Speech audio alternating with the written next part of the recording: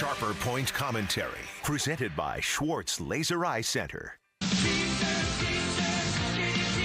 Oh, there you go. There's an appropriate song that came out when I was still a student. Teacher. Arizona's had a problem for years keeping teachers in our state, so have we finally found the magic formula to solve our teacher retention issue and keep teachers teaching in Arizona? Maybe.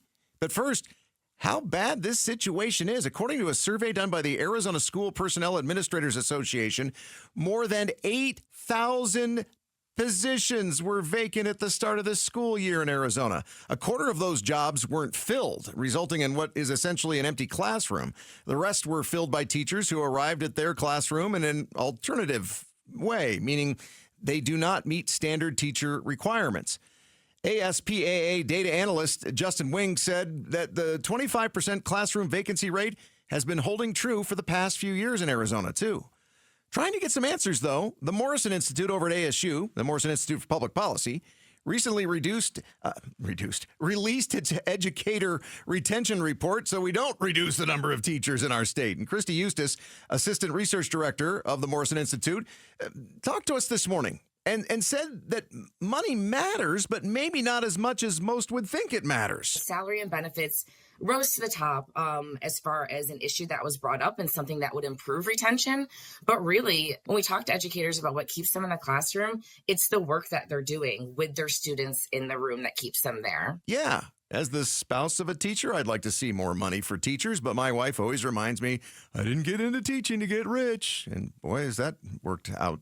So who is leading their schools and their districts matters to educators. Yes, admin matters. We also saw that, school leadership can make a big difference in the classroom. Having administration that's supportive and takes in the account of educators, allows them to be in the room for decision making.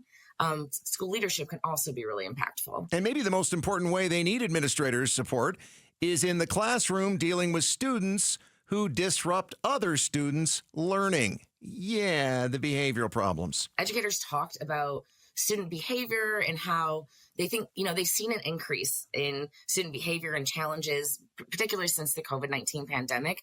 But with something that I found really interesting is they really talked about it from the perspective of needing more support staff, needing more help to get the students the support they need. Yeah, and supporting teachers when they feel that students need discipline, or in some cases, just flat out need to be kicked out of the school. Yeah, I look at this as a perspective of a teacher's spouse, but most importantly, I'm concerned that we don't have enough teachers because I've got 2 kids still in public schools in Arizona. Both my girls are in gifted programs. One has an amazing teacher, and she spends her entire day with this gifted teacher. The other one is supposed to be in gifted math and gifted reading. There is no gifted reading teacher, and they hired a very smart young man who's an engineer to teach math, but he's a great engineer. Thanks for watching Sharper Point. Click to see more from Arizona's Morning News and tap the button in the middle to subscribe.